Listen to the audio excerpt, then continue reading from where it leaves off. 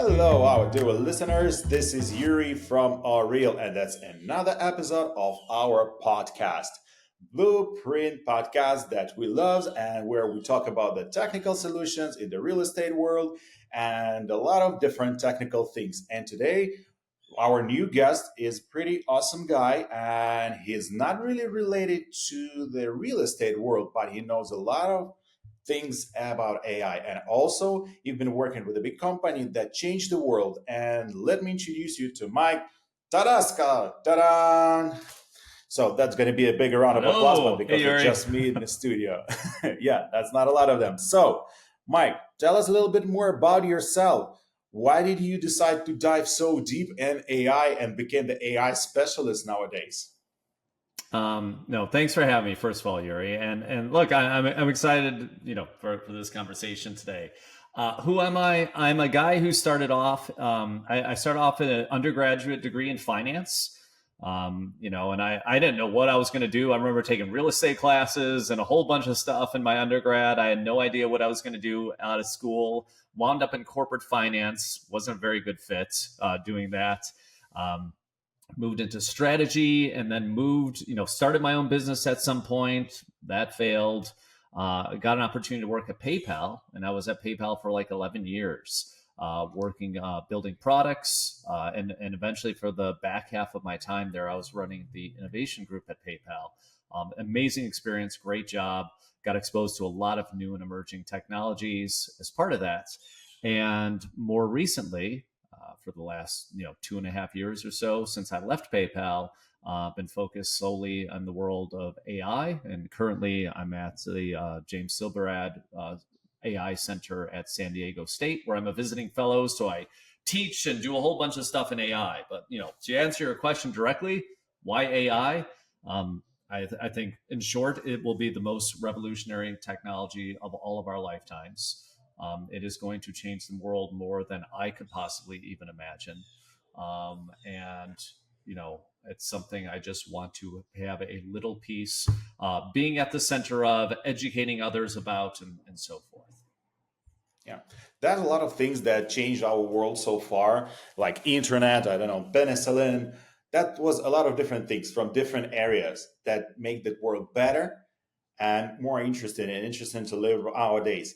And comparing AI to the internet, how do you think how that may change the world? Because when we got the access to all this information, it changed the world a lot. Yeah. And talking about AI, is that going to be the same impact or smaller one or bigger? How do you think? I think it's going to be bigger. Look, I'll talk about my first experience with the internet was in college. So I started school in 1995. I had never used the internet before. I don't think I'd ever really heard of the internet even. And I just happened to be going to school at the University of Illinois. University of Illinois in Champaign-Urbana is where Mark Andreessen and the Netscape team had officially basically created the Mosaic and Netscape browser. That led to the consumerization of the internet, if you will, to where we're at today. And I just remember seeing that at that time and be like, oh my God, this is going to change the world. Like it was such a different experience when I got to school in 1995. And I distinctly remember coming home, meeting with friends who went to different universities over the break. They had a very different experience because I was living in a different world there at Illinois than on other campuses. And it got me a little bit of an opportunity just by pure luck to be able to see the future.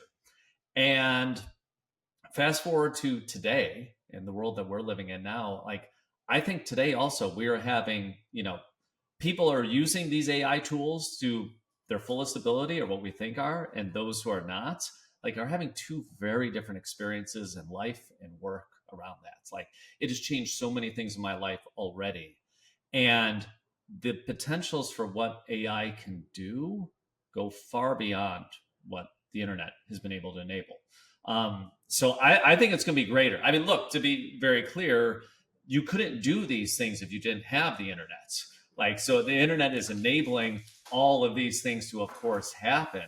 But I think the magnitude of what's going to happen, the fact that you have billions of people who walk around with a smartphone in their pockets, who have access to the smartest language models that the world has ever seen for no cost or relatively little cost every month, that is going to be revolutionary for education, for finance, for real estate, for you kind of name what it is in life, but like it is going to change because of this AI boom that we're in the middle of right now.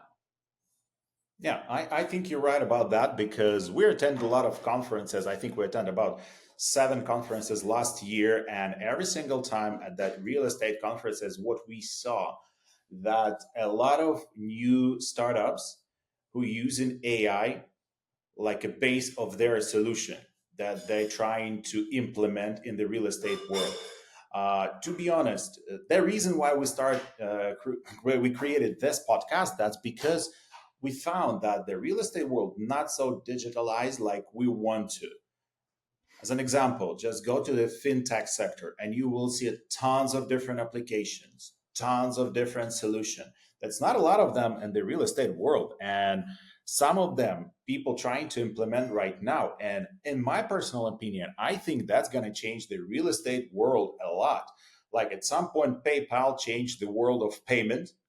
I think the AI will do much more things for the real estate sector.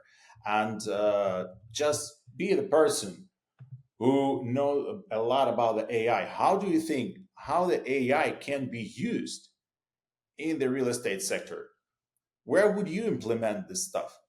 So, I mean, this is fun to think about because the logic of how you would walk through how to implement AI in real estate or any other sector is largely the same. And the first thing that I would do is and real estate can mean a lot of different things. Obviously, I'm sure your listeners vary from realtors to property managers to developers to anything and everything in there. They all have different tasks. They all have different dependencies, whatever it might be. So for any individual, what I would say is you need to just kind of look at what are the tasks that you do, what are the tasks that your team does, what are the dependencies that you have upon others, and where are the opportunities that an AI might be able to help. So for example, um, you know I don't do I'm a writer on the side, so occasionally I will have contracts from publishers and things like that. Do you I use could the AI send for this off that? to a lawyer. I could spend a whole bunch of money on doing that. Like, frankly, for some of these contracts, the cost of the lawyer is going to cost me more than what the contract itself is. Or I could just throw this into Claude or ChatGPT and just say, hey, anything look unusual in this document? Anything out of the ordinary for this, this, and this? And I could have a 5-minute conversation with an AI on this who can understand, and I say understand in quotes, but the AI will understand effectively how contracts are structured, what is typical, all that, and be able to simplify stuff pretty darn quickly. Now, would I use that if I was making a $10 million deal for an apartment complex or something like that? Well, no, no. I mean, I would probably use an actual lawyer for that. But for other situations, that makes a lot of sense. And, for project management, for whatever it might be, like these are tools, and they're tools also where the more that they know about you, the more that they know of what you're trying to accomplish, what your business is, how you run it, and so forth, like the more it's going to be able to help. I mean, maybe it's just some simple tax planning or some expense management or whatever it might be. These tools, I think people have problems with the tools because their possibilities are infinite. And with infinite possibilities, people often freeze up. They don't know what to do in those situations. And the key is to just kind of find the opportunities in your workflow, test it out, try it. Just think with an AI first mentality. Spend the $20 on Claude or ChatGPT or whatever. It doesn't even really matter which one you do. Just get an upgraded subscription to any of these and just go to it first.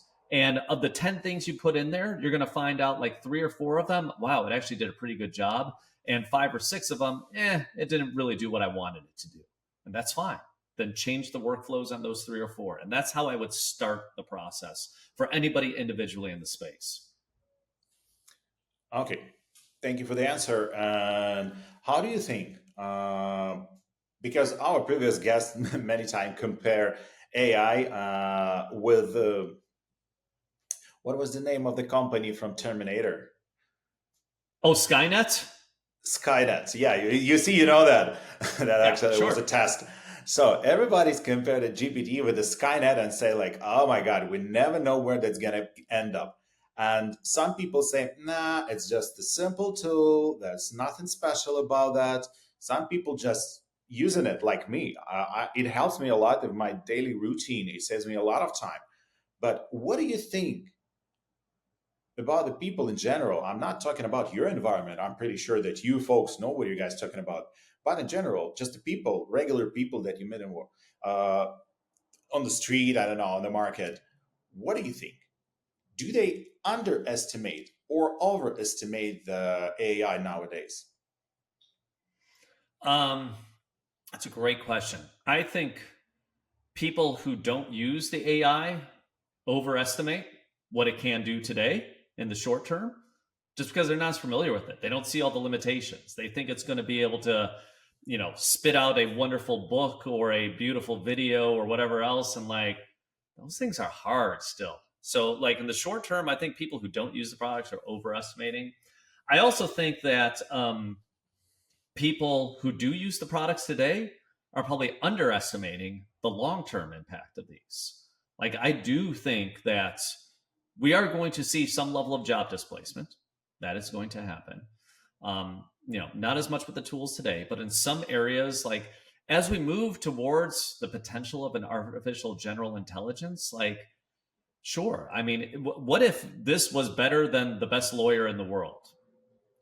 I mean, everyone, and you could have access to it for $20 a month, and it's never going to take days off or whatever else. Like, there's promise there. Now, will it ever get to be that good? I don't know, but like for a lot of use cases, that might be there might be a lot of reasons to move towards the AI.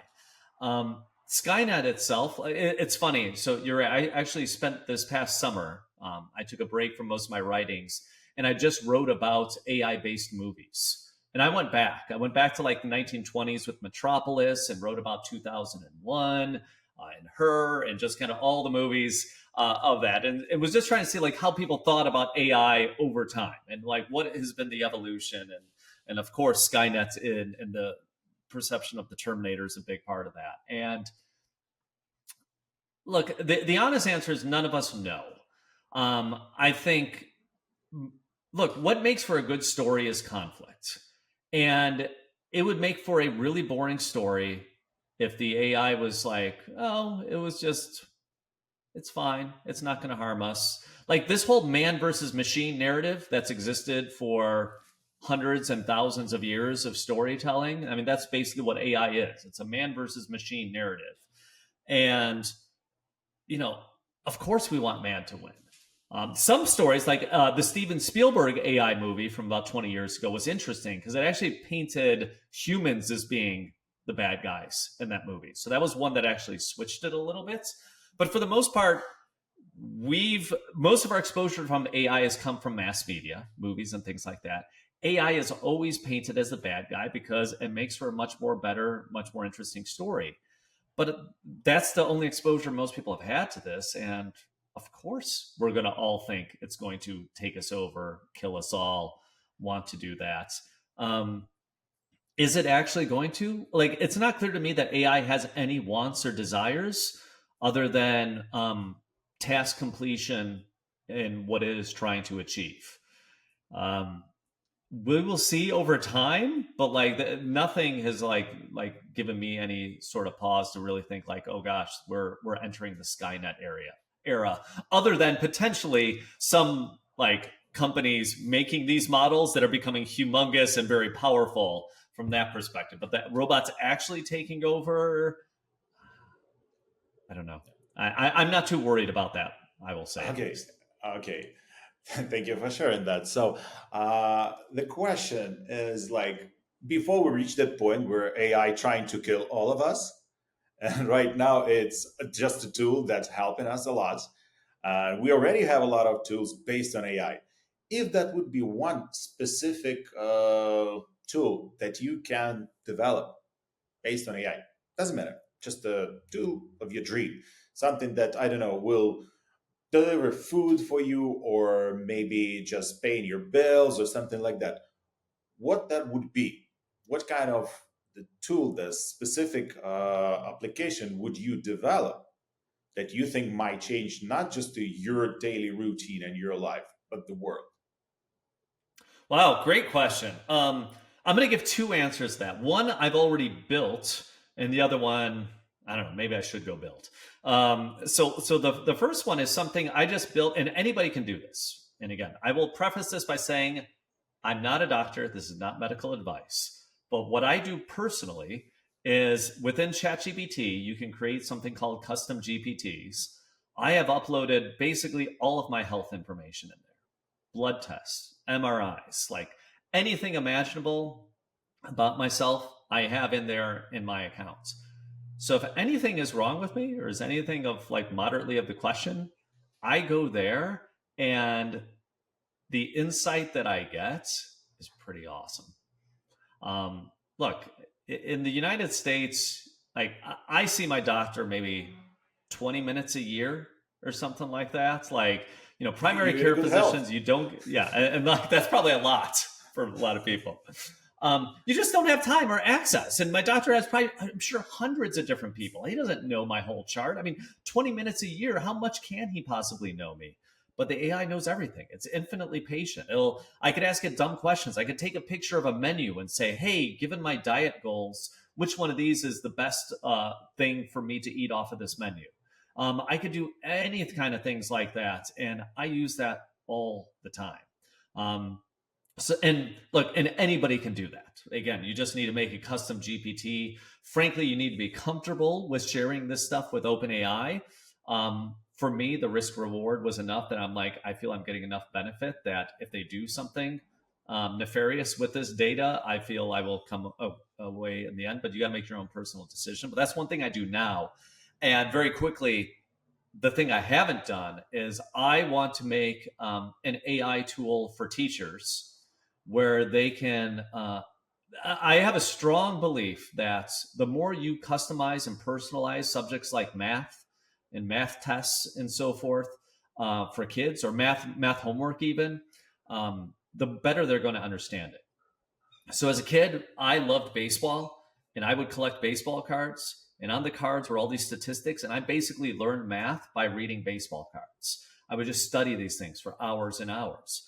And if every class that I had in grade school would have been asking me these math questions regarding baseball, I think I would have like probably progressed at 2x the speed, because I would have been so fascinated by it. Like, oh my gosh, this is so interesting. Because again, it's hitting people where their passion is. But you know what? Not everyone cares about baseball. A whole lot of people could care less about that. But everyone has their own passion. And what I would build is an AI for teachers that would effectively allow them to put in personal passions for kids in their class. It could give individualized homework that would all be about the same grade level. It could help them with actually the grading of that. And so if a teacher has 30 students, instead of giving them the exact same homework, you would give out 30 different homework assignments. The grading wouldn't be any more difficult, and it would be completely personalized to them. And like, to me, especially at younger ages, that's what resonates with kids. Like, I literally see it with my own daughter. Like, the teacher will go around the class and randomly choose names of students in the class to put in the word problems. The ones that have her name in it, she pays way more attention to than the other ones. That's just the nature of kids, It is of what it growing is. up, of humans. So that's what I would build. Yeah, that sounds actually pretty interesting. Both solution that you would like to build. Uh, the general solutions look pretty cool to me. So, if let's say you would be able to build some solution for the real estate world, I know that you're not really deep in that, but I'm pretty sure that you own the house, you pay some bills, you always do something in the prop tech area. What do you think would be useful for people to create in this field? Look, I think it all depends on what part of the stack that you're in. I think no matter where you're at, there are tons of inefficiencies. Just having bought more than a few homes in my life, I could tell you just in the residential purchase, there's a lot of things that could probably be automated and so forth. And I'm sure these have been talked about for years. But what I would probably focus on if I were in the real estate space, I mean, I'm thinking. So again, most of my experience has been residential, so I'll probably lean towards that. Um, I think the biggest opportunity would probably be in um, just management and communications of the process. Like honestly, that's one area where whether you sell a home or you're building a home or you're building 100 homes, like so many of these things are repeatable processes and so forth that you have. And it's the same thing again and again and again. It's step one, step two, you need to do this. You didn't do this. Now you need to do this. It's decision trees. And people will spend their entire careers learning this. I think you could probably have a lot more efficiencies for especially like smaller realtors where they could really start to automate parts of this process in a way that they've never done before. So they could spend more time on the value added stuff. Um, Look, I would say if I was a realtor, I would want to spend almost all my time um, on the phone, showing houses, doing walkthroughs, talking to current and past clients about things are going well. It would be all about being on the phone, seeing people in person, building relationships. It would sure as heck not be about paperwork and keeping people, which is really important. It's important to do that stuff, but I don't think it's where the best value add is. So I would probably be working on automating those systems if I was in that space right now. Okay. Thank you for sharing. And the next question that I would like to ask, that's about using AI in general. What I mean by saying that, like my mom, a few years ago, she didn't want to have a cell phone. Not like a few years ago, let's say 10 years ago. Yeah, She didn't think about like iPhones or something like that. Right now, she's using it. She's paying her bills. She's using the PayPal. She used a lot of functionality there, but she got there just through years. And that's a lot of older people, older generation who knows just that AI exists, but they have no idea how to use it and yeah. how to implement capability of AI in their daily routine.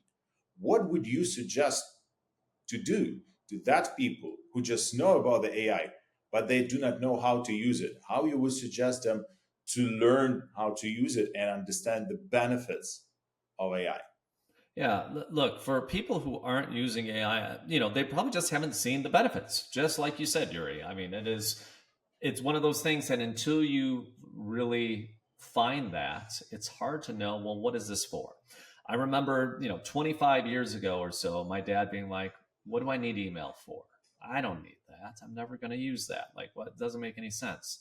And you know what? He's on email more than anybody I know every day now. Like he found all these things. He could talk to friends. He could enter contests. He could do this and that. And like he found the use for him, and he's using the tool now. And this will happen with everyone with AI. One personal example I could give you is with my mom, who lives by me here. Like, so she actually had a little bit of a health scare. She's fine now, but just for that day, like we had to go to the emergency room for that, and I went with her. And I don't know if for anybody in the United States who's ever been to an emergency room, typically there, if you are literally dying, they do a really good job. They will take care of you. If you are just something's wrong, but you're not dying, you are not a priority for them. You could be in the ER for hours and hours. Like it's not unusual for a person, spend 12, 16 hours a day in an ER. Like again, if they're just like, it's not clear what's wrong and you're not like dying on the spot. Um, and that's the situation she was in. And so doctors would do tests and like we wouldn't hear anything for like 3 hours at a time. And like, it's a horrible experience. It's frustrating and so forth, but it's what you have. How do you make that better? Similar to what I was talking about with that health I just said to her, like, okay, like, she has an app for the hospital, and it was actually showing the results of the tests. I don't know what the heck those things mean. But I put in all the symptoms, and we were effectively just in the waiting room, having a conversation with ChatGPT about like the test results. And it was so reassuring for her to have that experience, to just be like, oh my God, to just give her some peace of mind of like, okay, this seems normal. And then we would ask it questions like, hey, when the doctor returns, what are the questions we should be asking the doctor? Things like that, to be able to go deeper and to be, effectively to be a patient advocate for us was the role that we had ChatGPT taking on. And that was hugely beneficial. And for her, it made for such a different experience. And for her, that was an eye-opening thing. And it's like, oh, I could also use this for recipes. I could also use this for this and this. And, for people, they just have to see where the need is. And honestly, for the elderly, like, for what's the phrase? If you, a healthy person has 1,000 problems and a unhealthy person has one. When you get older, health and things like that, as your body deteriorates, that becomes more and more of a concern.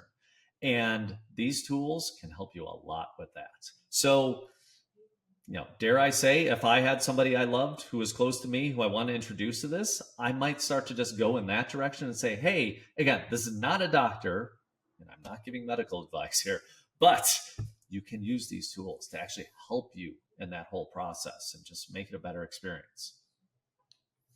Okay. So thank you for sharing the story. And the next question from my side is going to be about the next, I would say, 5, maybe 10 years. How do you see the future of AI for the next 5 to 10 years? What can change? Let's just go back 5 years and just as a point of reference. So 5 years ago, it was 2020. We were, just beginning to learn about COVID and so forth at that time. So to put that in mind frame, and most people I didn't prefer talk to learn about AI, not a COVID. yeah, exactly. Yeah, most people didn't worry at all about like AI or anything like that. It was happening behind the scenes. It was in Google Maps. It was in your Facebook feed. It's still there. It just wasn't front and center where you could really interact with these like we have with large language models today. And GP2, I think, was released by OpenAI at that time. I don't even think we're on GPT-3. And GPT-2, if anybody's ever used it, was super primitive.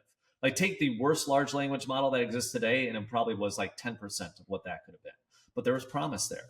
And we've come so far in just 5 years' time. So to say where we're going to be in the next 5 years, I mean, with large language models, things like that, it's hard to say. If the models stopped improving today, we're still going to have so much benefit in front of us because we're just figuring out how to use these models, how to make these models pause and think about a problem for some amount of time to deliver better results. Like, there's so much we can do with them. The only prediction I probably could make with any level of confidence is I think we're finally at a tipping point for driverless cars. Which is very much, a product of artificial intelligence, that I think they're going to become more of a less of a novelty and more of a reality, like throughout the world. In America, we have 40,000 people a year die from accidents. It's insane. Like, human beings should not be trusted in driving cars. And I say, I drive one all the time and so forth. I've also been in accidents, and I'm sure I've caused accidents and all. Honestly, it is, if cars didn't exist and today you introduce cars to the world and said, hey, people, should you be allowed to drive in these things? Most people would be like, no, you're crazy. But you know what? We've accepted it. And 40,000 deaths a year, that's fine. We've accepted that as a society. We shouldn't have to. And not saying AI is going to get rid of all the accidents, but an AI can be way more cognizant than a human can be. And you see these things all the time of AIs getting stuck and everything, but I've driven a Waymo before. I have a Tesla with full self-driving. And I will say, at least with that Tesla with full self-driving, even in the last 6 months, I've seen a marked improvement in that. These things just keep on getting better and better and better. I think in 5, 10 years, you might see a country like Singapore basically say you can't drive a car anymore here. Like it's all going to be driverless cars. I'm sure there are other places going to have driverless lanes, all this other kind of stuff. And you're going to start to see that. In the US, we're not going to have that. Like we would never accept that as a society. But I think you're going to start to see a lot more driverless out there because we're going to finally accept the fact that they are actually, in fact, much safer than having human drivers who get distracted, who are on their phone. For God's sake, I couldn't tell you the amount of red lights I'm stuck at because just someone is looking down at their phone at the red light or whatever. Um, it's it's too much. We just we need to let the computers just take over and move us around like in the Jetsons. Okay, so you think that AI will take over? Is that any scenarios like from Terminator we can expect within the next 10 years? So are there any Terminator scenarios in the next 10 years? I think, look, you will have AI do bad things. I think there's going to be a human driving that AI to do that, though. And, it may enable people to do bad things faster than they have in the past. But, an AI stop listening to humans, gaining its own sentience, and say, no, I'm going to do bad things independently. I don't see that. So I think we're okay from pure Terminator. But that said, will some countries use facial recognition on drone technology to kill people or whatever? Yes, those kind of things are going to happen. Um, but that's still going to be a human programming that to do that versus the AI just getting up one day and saying, I'm going to make drones, I'm going to target people, and I'm going to kill a bunch of people just independently on its own doing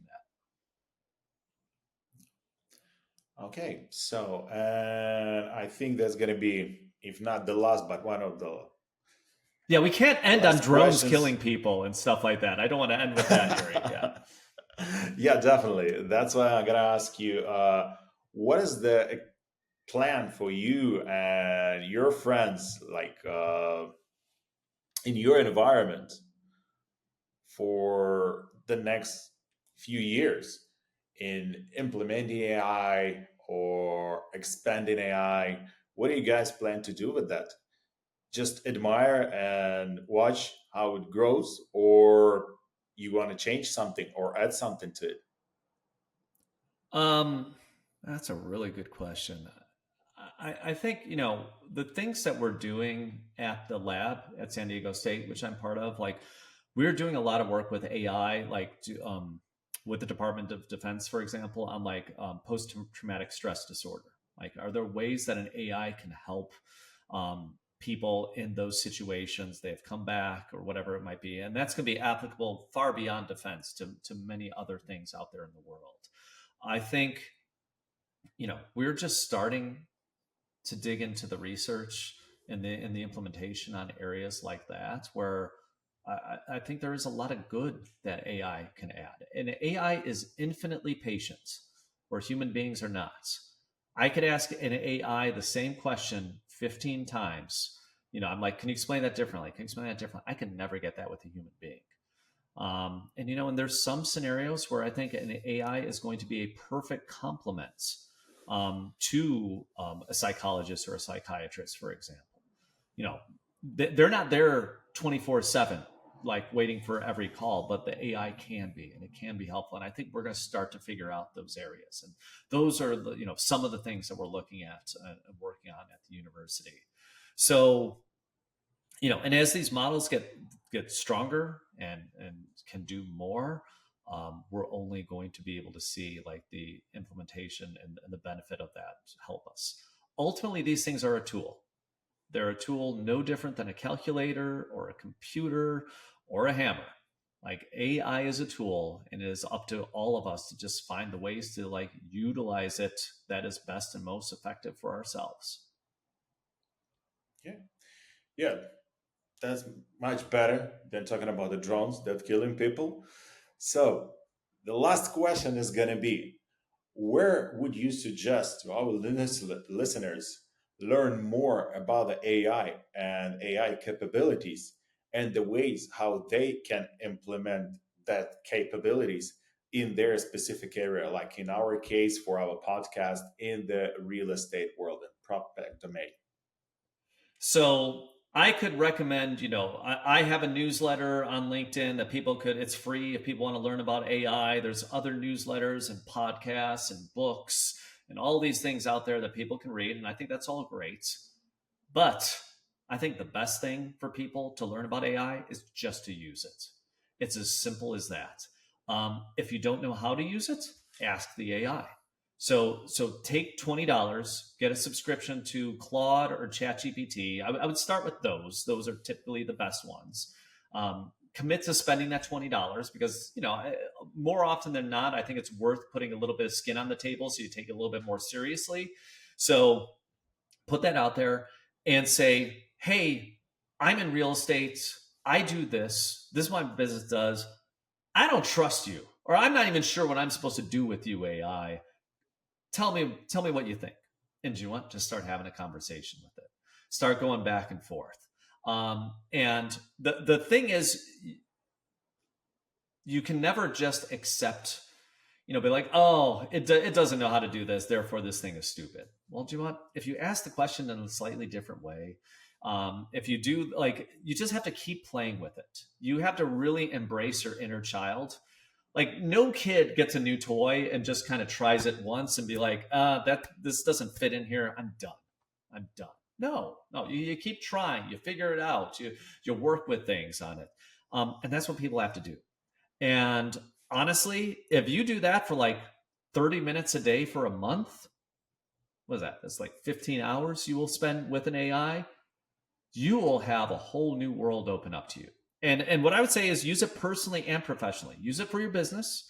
Also, use it for your personal life. Use it for cooking. Use it for vacation planning. Use it for whatever the heck you don't like in your life or you want some help with or whatever it might be. And just start to figure these things out. And that's the one thing I would say is like, you could go to school and take AI classes and I could be your teacher. We could do all this other kind of stuff. But like, honestly, the best thing to do is just to play with the tool and figure it out yourself. I think that's the greatest thing that you can say about the AI and the best advice that you can give. Just start using it and you will see the difference. You will see the Yes. impact. You will see the future. So, Mike, thank you for finding the time in your tough schedule to come to our podcast. I deeply appreciate your presence here as a guest. And please just tell our guests, like, if they want to learn a little bit more about you or Yeah. about the things that you guys do, where they can do that. Absolutely. No, and Yuri, thanks for having me. If folks want to learn more about what I'm writing and so forth, probably LinkedIn is the best place. Just look for my last name, Todasco, on LinkedIn. And that's probably the best way to keep up on all the things I'm working on. And you can just direct message me on there if you have any questions on anything we discussed. Okay. Thank you for sharing that, folks. Thank you for being with us. I wish you the great day, and we'll see you in the next episode very soon. Thank you, Mike, and ciao for now.